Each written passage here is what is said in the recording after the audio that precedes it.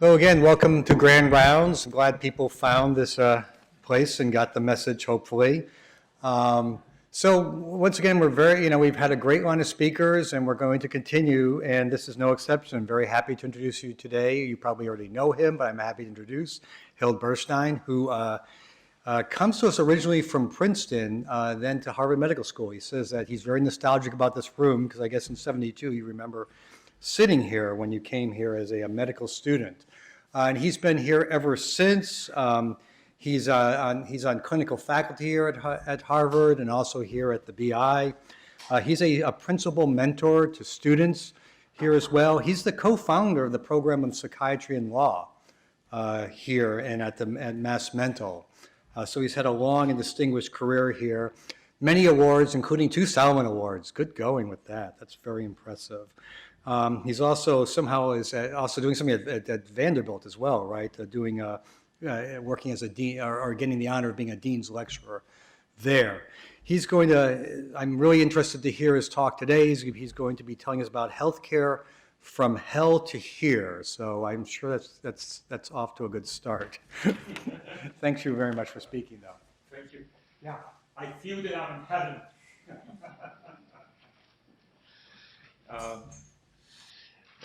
As Ken mentioned, this room has a good deal of memory for me. For one thing, when I first came here in 1972, I got to meet very rapidly first A. Stone Friedberg, who was the acting chief of medicine here for a number of years after Herman Blumgart, but more importantly, one of his famous patients was Greta Biebrink. And he introduced me to Greta while she was in this hospital dying, actually. But even though she was dying, she was so lucid. When I met her, she asked me right away what I was interested in, which is quite unusual for Harvard faculty. Usually they tell you what they're interested in. And I said, well, I'm interested in Wittgenstein. And I began to explain to her who Wittgenstein was. Rapidly, the room became chilled. Don't you know? I knew Wittgenstein and his sister and da. I had made the cardinal sin. I didn't know who Greta Biebrink knew. However, within several moments, that passed. And we went ahead and had a very, for me, revealing conversation about what death and dying was like. She was teaching me from her bed right there and then. So I think both in Al Friedberg's memory and in Greta Biebrink's memory, I've included some Wittgenstein quotes today. So you see some Wittgenstein quotes peppered here saying, what the hell is he talking? Wait, do you know who Wittgenstein, does anyone here know who Wittgenstein is? A few people do. Oh my goodness, this is much more than the usual. He was a philosopher of logic, mathematics, and language from Vienna, who Bertrand Russell called the greatest philosopher of the 20th century, which is not a bad rep to have. Well, so if we begin, one of the things which I took away when I brought Wittgenstein with me to Greta Biebrink was that the meaning of a road is its use in the language. And today I'll be exploring the meanings of 2 words, trauma and resilience, and how those words continue to need to be redefined based on context to be clinically useful, to be useful for us in terms of understanding the human response to trauma and how it can vary, as opposed to simply putting it into one simple pigeonhole. Now, why is it that important? Because unless you go ahead and look at those words in a deep, deep way, you will not be able to get to know yourself. And knowing yourself is very important to get a valid history. Now, a valid history includes a valid family history, not just of your patients, but of your own valid family history. One of my recommendations to medical students is to go ahead and to residents, to colleagues, get to know at least 3 generations of your family history if you can, if that's possible for you at all. Because you learn a lot about trauma and resilience. And in psychiatry, we often deal with traumatized people. And we also deal with resilient people. And why are they resilient? Because they've come to us to get help, especially when they come to us voluntarily to get help. That speaks to a quality of resilience. But to be able to go ahead and get a valid history, you need to know potential biases and preconceptions. You need to be able to keep in mind a patient's affect. What's the patient feeling? And what the patient knows autobiographically as well. You can have 2 different patients who fit the same DSM-4 or 5 they've changed, or ICD-10. I'll go into that definitions of post-traumatic stress disorder or personality change after extreme trauma, and yet they're going to be very, very different, and the implications will be very, very different. You also need to ask what the patient already knows about their suffering. And that's especially important with the rapid change in technology. Some of the points I'll be focusing on will be trying to keep in mind that all of us can at times tend towards genetic reductionism. But that doesn't mean that I'm anti-biological, very far from it. I mean, I have as much problem with social reductionism as I do with genetic reductionism or any form of biological reductionism. Reductionism makes all of us see people as being less than human, including ourselves as being less than human. I don't know how many of you watched the Democratic debates. Okay. There was a point where Lincoln Chafee began to get tearful and talk about the fact that he had made a mistake on a vote because his father has just died and was in grief. And he was very, I thought, somewhat harshly upbraided by Anderson Cooper. Anderson Cooper subsequently, while being interviewed by Wolfgang Blitzer, who's a very good interviewer, said, well, yeah, I was sympathetic to, that part of me that's human was sympathetic to him. But really, you can, I mean, it's a great moment in CNN video. Again, that was a brilliant interview by Wolfgang Blitzer with one of his colleagues. So, again, one needs to look at preconceptions and biases, including the idea that we are part human and part something else, which was a surprise to me. So I'll also speak about various factors which may inhibit obtaining a valid history of both trauma and resilience, including what genetic information and misinformation people often resort to. But again, that doesn't mean that there isn't social misinformation also, which flies around these days. So PTSD. Everyone knows PTSD. However, in the first 3 DSMs, there was no PTSD. So PTSD only appeared in the DSM-3R, which is the 3rd edition revised. And there was a criterion about helplessness and horror, but it wasn't a criterion. It was part of the text. Now, for those of you who are familiar with the DSM, no one ever reads the text.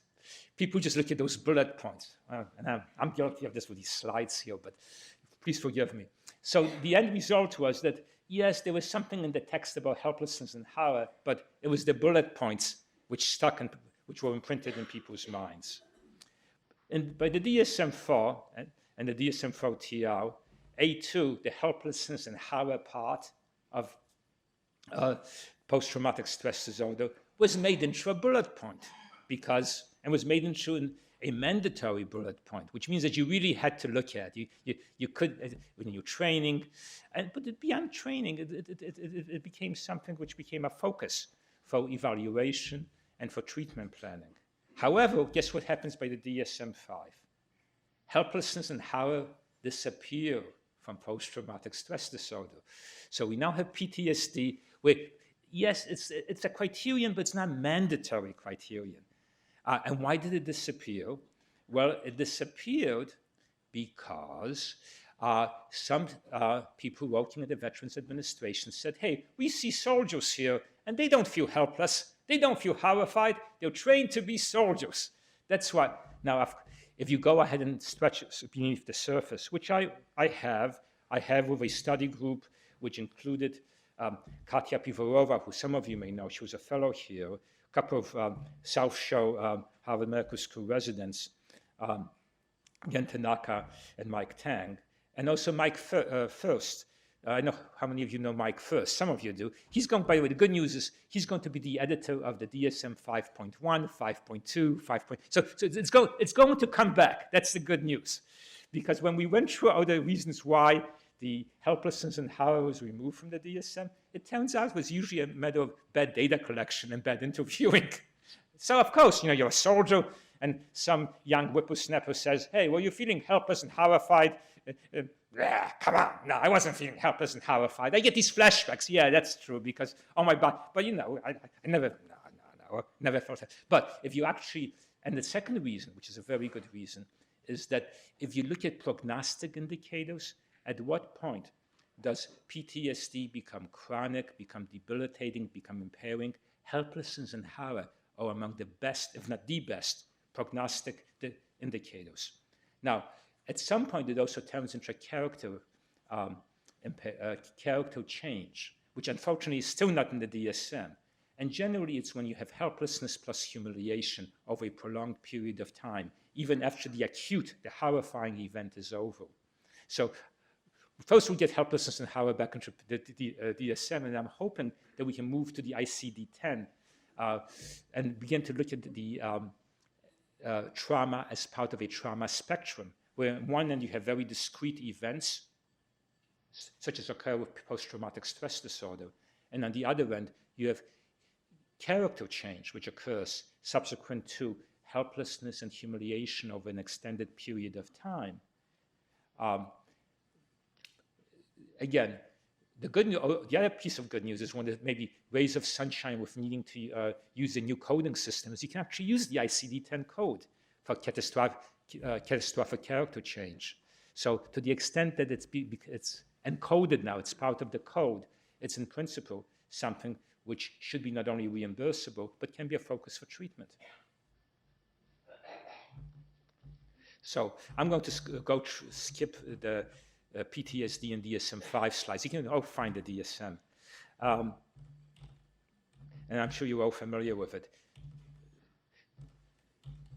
So again, the major reason for this slide is really that what was lost was the fear, the helplessness, and the horror in the DSM-5 as a mandatory criterion. Unfortunately, once it stops being mandatory, it stops being kept in mind. Because these, part of a traumatic response is a wish to avoid experiencing the helplessness and the horror. So it's a double whammy.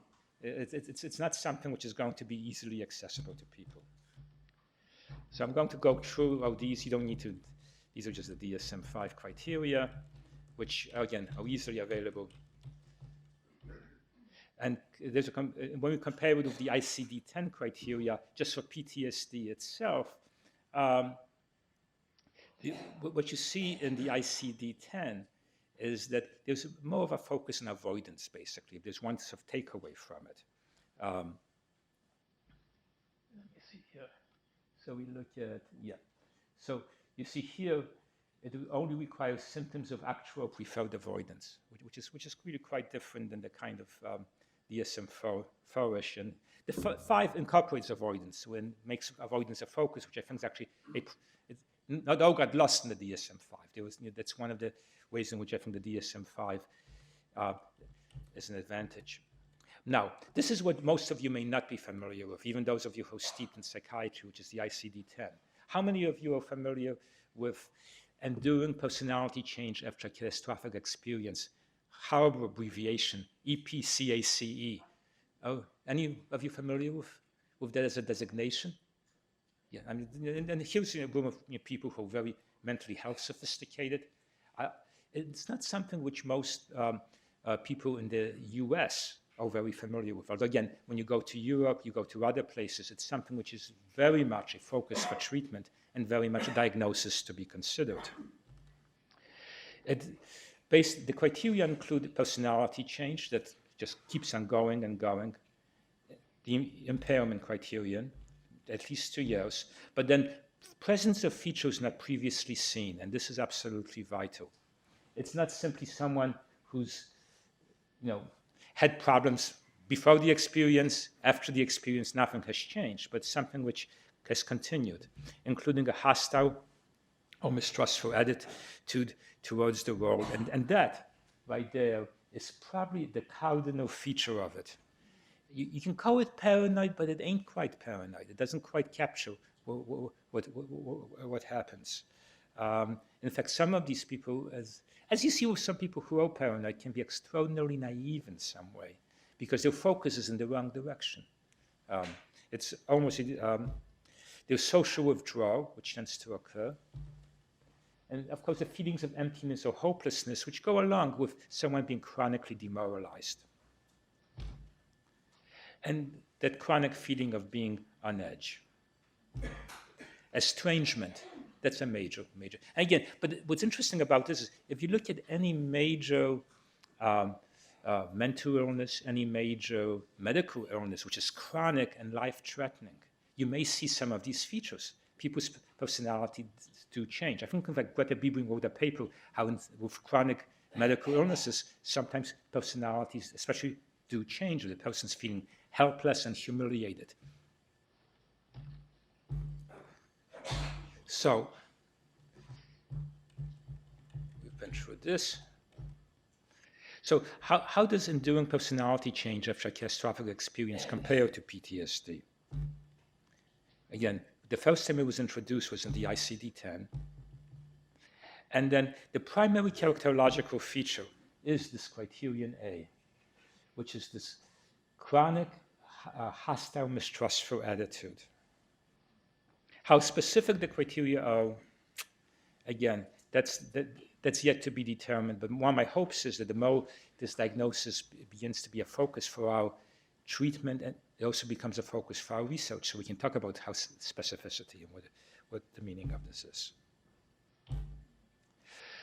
So I'm back to Wittgenstein again. So in a sense, this was written in 1939, a remarkable piece of work, The Remarks on the Foundations of Mathematics, which, by the way, even though it contains, I think, maybe less than one or two equations, is just fundamental in mathematics. But Hugh Pepper in his analysis with such quotes as this, which in 1939, if you're coming from Vienna and you have most of your family in Vienna, most of them will be murdered, is easily understandable. If in the midst of life we are in death, so in the midst of sanity we are surrounded by madness. And Wittgenstein himself may have been to some extent illustration of that. Three of his four brothers committed suicide. Two of his sisters died. Of his three sisters died in Nazi concentration camps. Since he was the world's greatest philosopher, according to Bertrand Russell got him a chair at Cambridge, and that's where he was. So I was going to go ahead and present a couple of cases to talk about enduring personality change and how the spectrum between PTSD and enduring, but I decided, one problem I have is the patients I would really love to present are too damn well known in this community. And I couldn't disguise them enough to go ahead and make, even though they said to me, oh yeah, I just felt like that's this ain't what I want to do. So I turned to my great source for personality and character, Shakespeare. I mean, Bill was way ahead of us. So it's, when I believe Freud was told that psychoanalysis has a lot to teach Shakespeare, he said, oh, no, we just have a lot to learn from him. So what I'll be contrasting is The Tempest, which is in a sense ordinary trauma with some degree of helplessness and no humiliation, versus The Merchant of Venice, which is this extraordinary trauma with ongoing helplessness and humiliation. And what happens to the two characters in each? Well, for those of you who remember your Tempest, Prospero is a duke, Miranda's his daughter, his evil brother, welcome to Cain and Abel, conspires with the king of Naples to depose him. He gets cast out.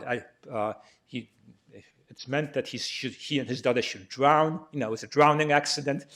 But as it so happens, a servant who's very loyal to him gives him some books, including a book which contains some magic. He comes to an island, and then on this island, he enlists the help of a spirit, Ariel, to do his bidding, enslaves his evil twin, Caliban, to go ahead and do the dirty work, and the end result is that at the end, everyone lives happily ever after. So there is trauma, there is loss here, and I'll talk a little bit about some of the elements of trauma which can be found, and loss, which can be, and helplessness, which can be found in The Tempest, but nowhere near the helplessness and the humiliation, and I would really emphasize the humiliation here, in The Merchant of Venice, which, at least as I read it, was Shakespeare's critique of anti-Semitism in a very subversive way. For those of you who think of it as a, quote, anti-Semitic play, you have to remember that this was his response to Christopher Marlowe's The Jew of Malta, which is truly an anti-Semitic play. But what Shakespeare did was, in a brilliant move, he began where his audience was at. They were all hepped up on Marlowe, and moved them a little bit away from that. So, Shylock and Jessica. We don't have a backstory as to why there is no Mrs. Shylock, right? Where's Mrs. Shylock? But we do know that there is this father, a Jewish merchant, and his daughter Jessica. And what happens is the father becomes very revengeful, vindictive for all the slights that he has endured, all the humiliations that he has endured as a Jew. And he enters into what's ultimately a very self-destructive contractual arrangement, because there's no court in the universe, especially, which would go ahead and enforce this contract. I mean, we all know that. The pound of flesh, famous pound of flesh contract. The end result is Portia, who has her own issues with loss, her father has died and has made her do this selection of suitors based on this really crazy, stupid way. But she basically winds up going ahead and making, humiliating Shylock and making him convert, forcing him to lose his identity in the process. Now, how do we know that Shylock wasn't always Shylock? That he wasn't just a mean, vindictive old man? Well, Shakespeare provides us with some clues. Some of the best poetry and some of the best lines in Merchant of Venice go not to the, but Shylock is not the Merchant of Venice, it's Antonio, but go to Shylock. Does not a Jew bleed? If one of the ways that you can tell which characters Shakespeare really loves is the characters who he loves have poetry. As the characters he doesn't quite like usually speak prose. And there's a little secret to reading, heuristic. I mean, it's obviously it's not a formula to reading Shakespeare. And if you, Shylock has the best poetry.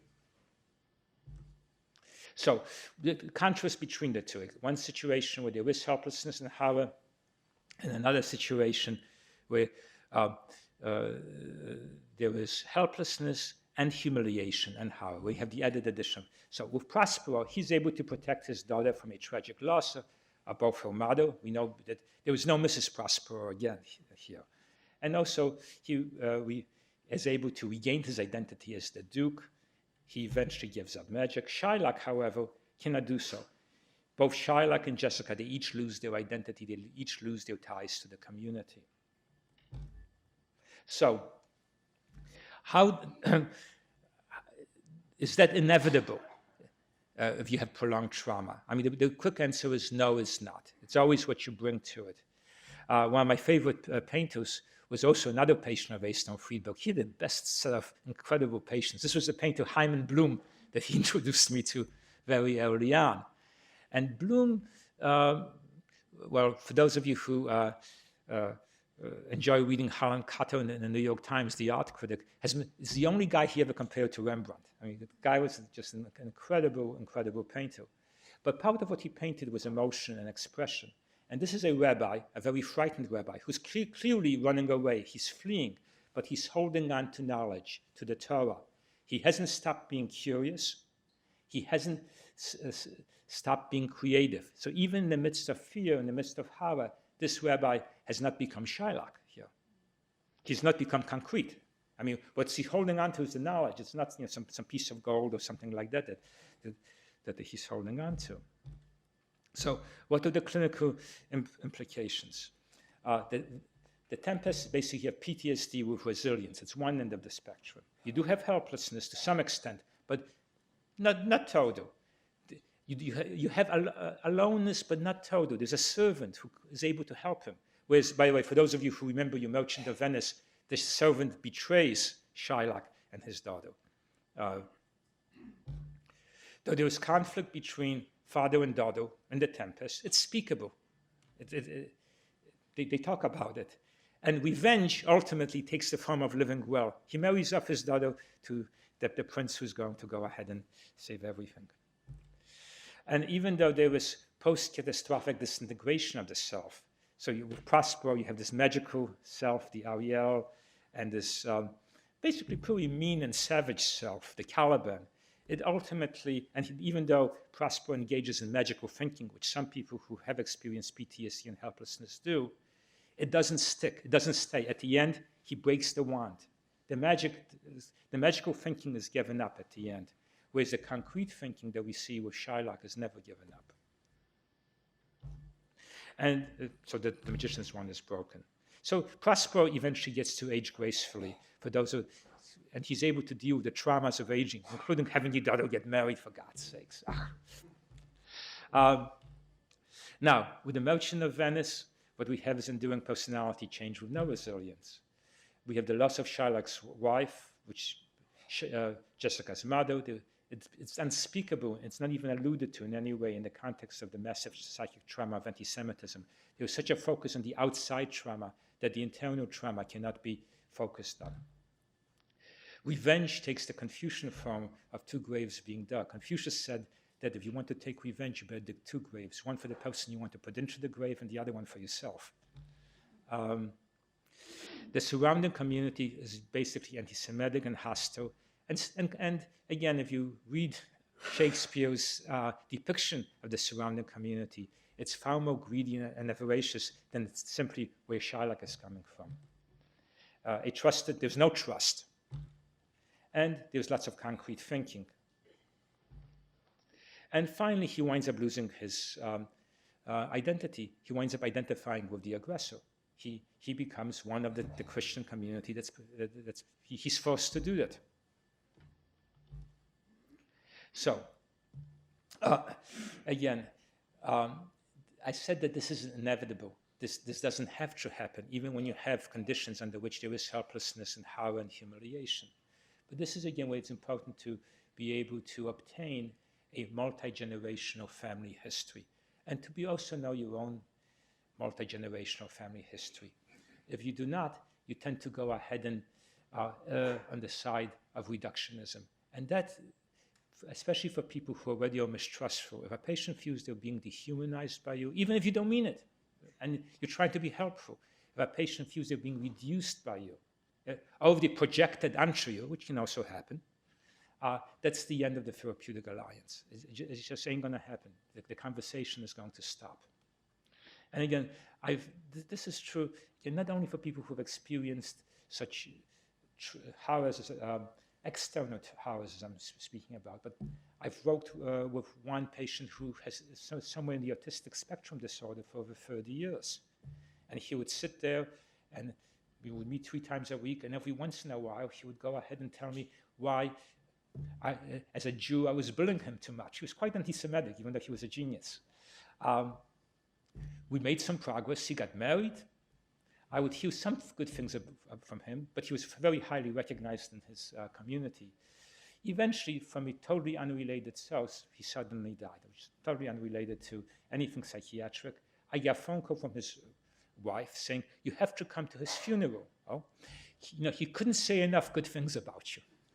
I come and I'm being greeted by 300 people who tell me how this person who, by all accounts, was just impossible, became a wonderful teller of stories. Kids loved him, and how he would tout the virtues of my practice, which I would never hear from him. But what he did was interesting was he would bring in the very part of him that he really could not stand into our conversations, and we would work with it. We'd go from there. Without some forensic, some of you may know, I also, and as Ken mentioned, I helped to found a program in psychiatry in the law here. So I have a forensic interest. And I find that this focus of not reducing everything to PTSD, but thinking of it as a spectrum and considering character change is very helpful forensically. So even if we look at the Tempest, Prosper retains agency and responsibility. He has some degree of magical thinking, but I would never call Prosper as someone who has a diminished testamentary capacity. He's not subject to undue influence, unlike Shylock, actually, where Shylock, in the midst of a helpless, hostile community, where the helplessness and the humiliation compounds his concrete thinking. I mean, if I was evaluating him, I would say he does not have the capacity to enter into a contract with anyone. I mean, it's kind of a crazy contract, a pound of flesh. Doesn't make any sense. He doesn't have the capacity to understand the consequences, which are obviously self-destructive of what he's doing. So again, in the evaluation and prognosis of trauma, when you look at people who have experienced different kinds of injuries, huge difference in prognosis between people who have been both helpless and humiliated versus people who may have experienced some degree of horror and helplessness, but have not experienced humiliation in the process. And again, I'm speaking in very general terms here, and like our generalities, there always will be exceptions. I don't mean to go ahead and have these are starting points, not ending points. So I'll speak how does my own family experience help me listen to patients, and how did I get interested in this whole damn thing to begin with? Well, let's see. Those people and these people are my parents, and that's my grandfather's grave, and this is my father's oldest brother and his cousin, who's only 4 years different in age different from him. And what I'm going to talk about is how my own parents were forced to go ahead in the Lodge ghetto, initially to work with the fecalists. These were the sanitation workers in the Lodge ghetto. And this was a punishment because my father, being from an extremely prominent Jewish family, refused to become a Jewish policeman. So he was, and since the average lifespan of people in the sanitation was 6 months, that's how long you live before you died from an infection, he was condemned by the Jewish leader of the Lodge ghetto, Rumkowski, to work there. And yet he somehow managed to go ahead and become part of the resistance, rescued my mom, and also a number of other people. Now, I've always wondered, where does resilience come from? Why wasn't he humiliated by this? Why wasn't he? Well, for one thing, he wasn't entirely helpless. Neither was my mother. For another thing, they each had, if you go back a few generations, a tradition to fall back on. For my father, he was the youngest of 8. His mother died when he was 11 months old out of complications of his childbirth. But before she died, she insisted that all his brothers and sisters swear that they take good care of it. So guess what happens? She was also, by the way, a lady who, when she died, it was the only time in Lodge that the Bundists, the communists, and the capitalists went to the same funeral, because she had actually founded the first health insurance trust for workers in Lodge. So she was a unifying figure.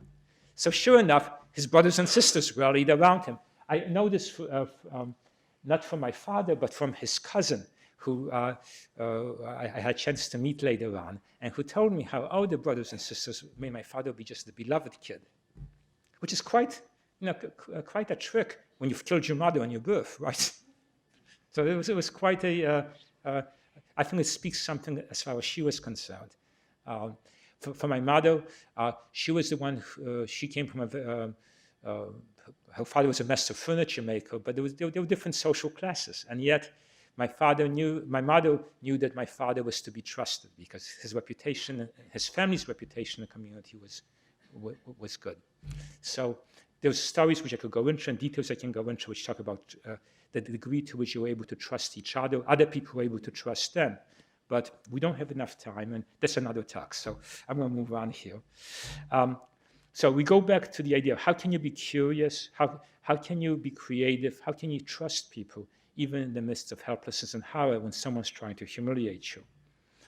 But for my father, when I asked, when he was interviewed by the Spielberg video group, I think he was asked, I was there just to witness it, well, why didn't you just join the Jewish police because the rations were better, you were being promised you'd live longer, and why would you? He said, I'd rather work with shit than treat people like shit. And that was part of the family model, a very, very straightforward tradition. So you couldn't humiliate this guy. And this was not something that was going to happen. What are the elements of resilience? I think irony, skepticism, empathy, and community are part of the elements of resilience that at least I've seen over time. So that even when someone's feeling helpless and horrified, and someone's trying to humiliate them, the humiliation doesn't stick.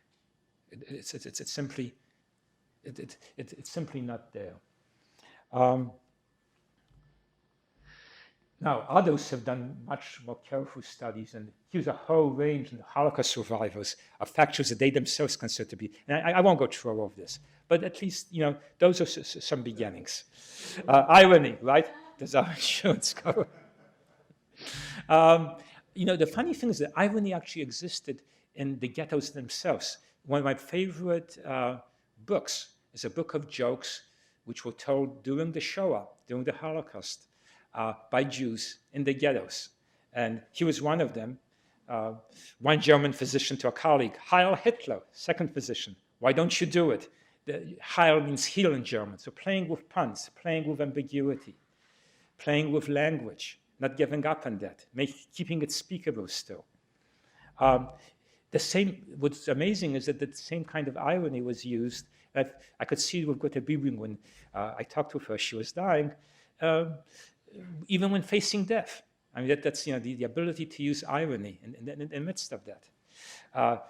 This is two Jews who are about to enter the gas chamber in Auschwitz. One of them turns to the SS guard to make a last request for water.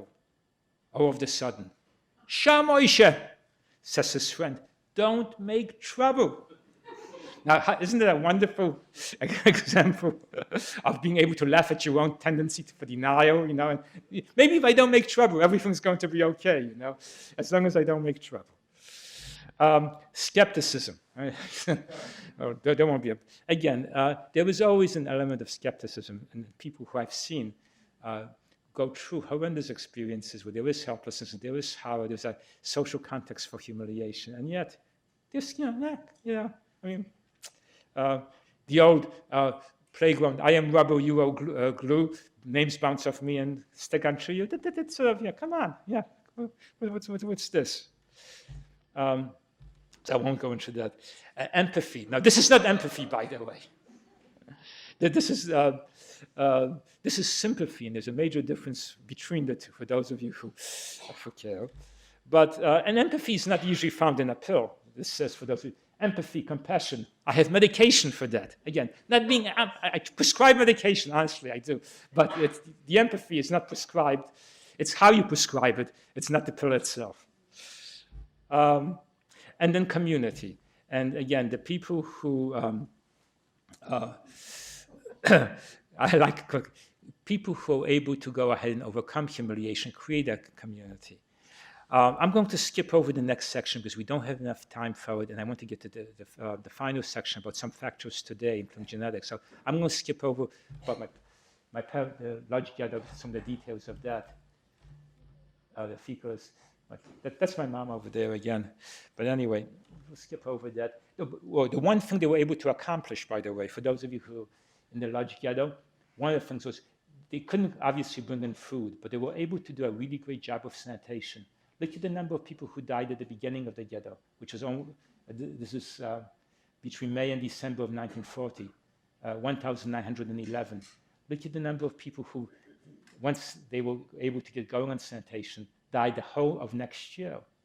Many, many fewer. So they really took pride. And they worked, by the way, with some of the physicians in the resistance to do as good a job as they possibly could and to save as many people as they could that way. They also organized a very effective resistance system. But again, that's another talk and another story. This Dr. Weisskopf, who was one of the people that my parents were in the underground with. He was murdered by this man here.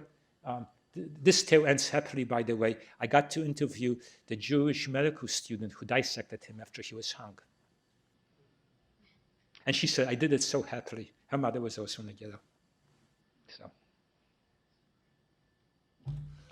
These were the graves, by the way, they were dug from my parents and other people. But the Russian army got there ahead of everyone. They actually kept those graves. So, why is all of this important?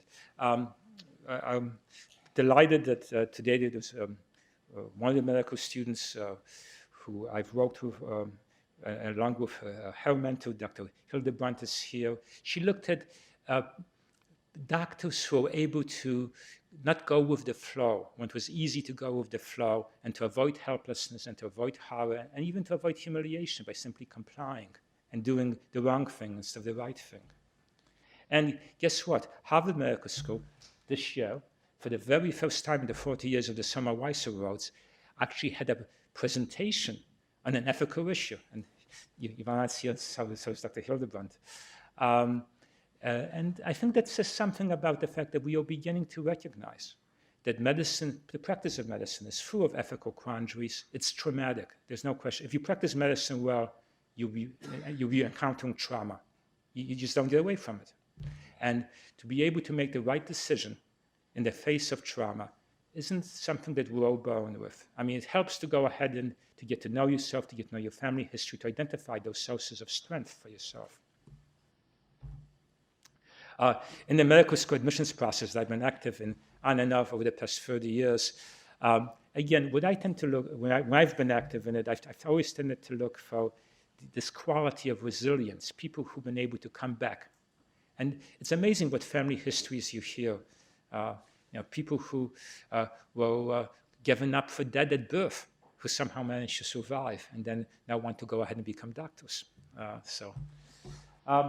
In terms of people here, I'm saying this with his permission because it's interesting if you can go far enough back in your family history, you'll find people who can go ahead and inspire you and protect you in the midst of great trauma. This is Elijah Parrish Lovejoy. Does the name Lovejoy mean anything to anyone? Yeah, a few of you know. Yeah, Fred's been at the Children's Hospital forever. Even before I went there, my God. And he is an incredible mentor and a teacher of residents. Well, if you go far enough back, you find that one of his relatives was a very pioneered abolitionism at the cost of his own life. 5 times his printing press was destroyed. 5 times he rebuilt it and continued to print abolitionist statements in St. Louis. Eventually, he was murdered, of course.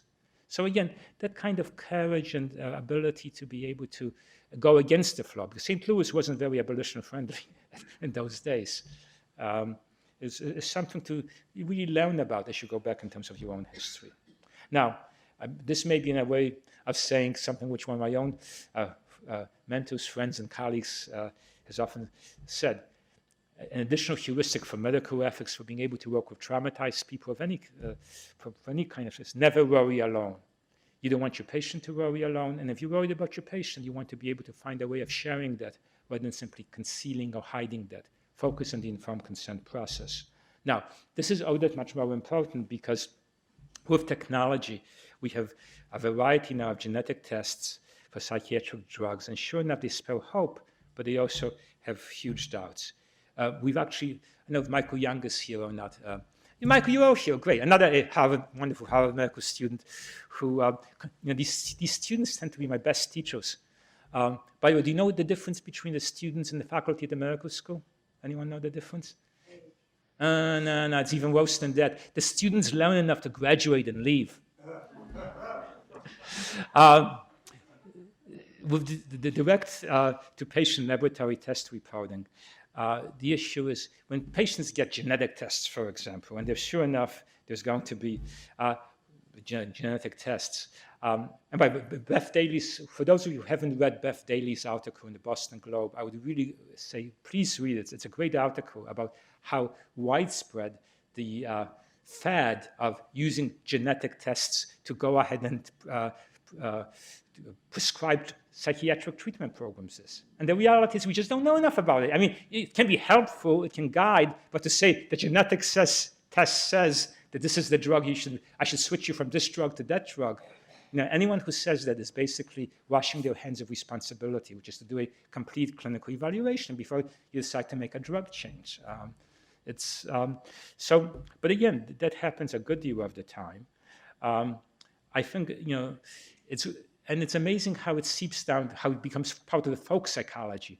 All of a sudden, instead of bad blood being the cause of someone's psychic distress, it now becomes a matter of, it's the genes. Don't you know it's the genes that are doing this? And the hopelessness and the humiliation that's attendant to that can very easily twist and turn trauma, including the trauma of being seriously mentally ill, which is traumatic in itself, into something which becomes a matter of humiliation and hopelessness. And then you get the secondary character change on top of it. And again, vulnerable populations, people with psychiatric illnesses, minority populations, disabled people. Michael Stein, who's the head of the Harvard Disability Law Project and part of the UNESCO foundation that I work with, couldn't be here today, but he flies all around the world. And one of the things that he encounters, and when trying to get people to comply with the United Nations Disability Treaty, which means, is, well, come on, these people have bad genes. So who needs to go ahead and make things accessible? It's their own fault. But, oh, God made you this way is another variation on this, a social variation. One of my thoughts is that I think anyone in medicine, any field of medicine, should learn about eugenics, especially now, to avoid reductionism. Not to avoid genetic knowledge. In fact, the more you know about genetics, the less reductionistic you're going to be. You realize the complexity of it. But to be able to go ahead and keep that in mind. In terms of patient concerns, one needs to listen to patient concerns from the standpoint of this genetic hype that's really quite pervasive right now. So I've gotten to the point where I want to leave enough room for those of you who need to scoot at 1 o'clock to ask a few questions. I'm going to end with a post-World War I Wittgenstein quote. This is how Wittgenstein originally came to Bertrand Russell's attention, to the Tractatus Logicus Philosophicus. In German, it's much more poetic than in English. In German, it's wovon man nicht sprechen kann, davon man muss schweigen. I mean, note the, it's whereof one cannot speak, thereof one must be silent. Yeah, a little gets lost in the translation, but I think you get the idea. Thanks so much.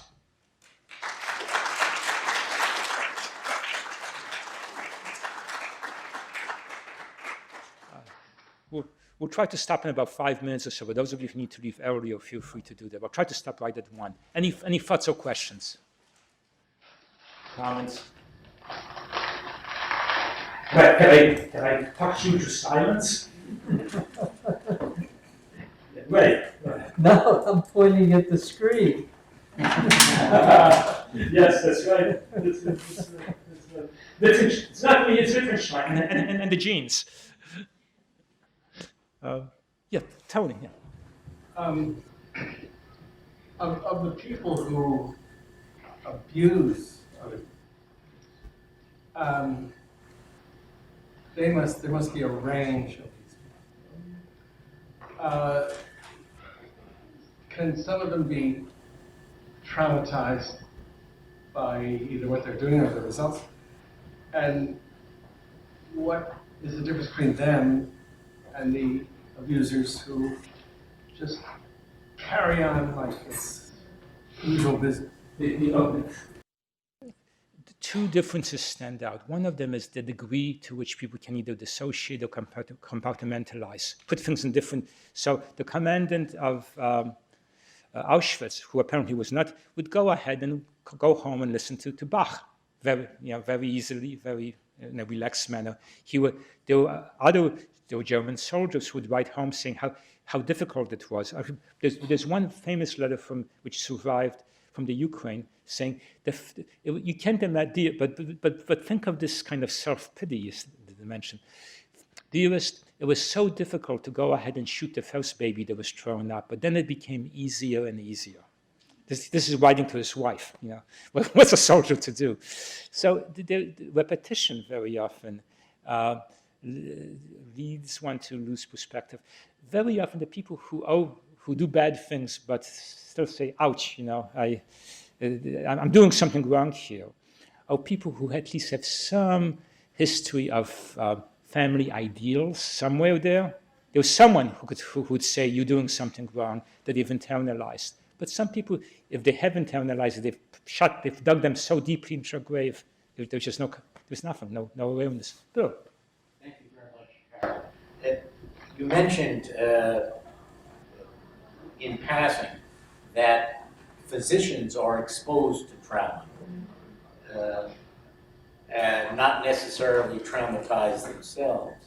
But to the extent to which one is exposed to trauma over the course of a career, have you thought about the impact of that upon personality? Very much so, and Bill, that's a great point. What's the impact of being exposed to trauma throughout a whole career? And I'm not telling any tales out of school because he's also written about it, but I've had a chance to talk with Robert J. Lifton, who interviewed some of the perpetrators of the worst atrocities. He said he really felt that it changed him in a way that he wished it hadn't. Changed him, yeah. I think that it's easy enough to become distant, to try to be super objective in a way, and to feel like, gee, this ain't so bad when something happens. And maybe one reason why so many physicians, I remember when I went to medical school here, and I'm, again, not telling any tales out of school, that the Mesh General, at the beginning of the medical internship, 8 of the interns were married. At the end, by the end of the year, only 2 remained married. You know, something happened. Something happened there. So even in a showtime, but let alone, this is where having ongoing, and you need more than just self-analysis to be able to go ahead and maintain perspective. Having a mentor, having a colleague that you can trust, I think allows one to go ahead and move away from this sense of chronic mistrust that otherwise develops and corrodes any relationship. Yeah? If you can't rely on anyone, then why are you going to rely on your spouse or your kids for that matter? I'd like to move us back in time a little bit, remind us of some history. That Freud talked about this condition and wrote about it in Beyond of the Pleasure Principle. Yes. And of course, we think he missed the boat a little bit in saying that traumatic dreams and nightmares were beyond the pleasure principle, rather than, I think as we see it now, illustrating exactly what you're talking about, that the dream, which normally works on resolving problems, the nightmare is a continuing repeat of the problem. And if one treats such people, if you see an evolution of the nightmare from repetition of the trauma to incorporation into daily life, you know that you've helped the patient's resilience and they are beginning to master this trauma, which, as you describe it, in some patients never gets mastered. From your mouth, God's ears, Ray. It's amazing to me how often I have actually changed someone's prescription based on listening to their dreams rather than listening to their genes. Because in dreams, you go ahead and there's data which may not be otherwise accessible. Again, something which is terribly neglected overall. By Shakespeare's last word on that is what probably that Shakespeare quote that's most often misquoted. Usually it's held, we owe such stuff as dreams are made of. But he never said that. It's we owe such stuff as dreams are made on. Thanks so much.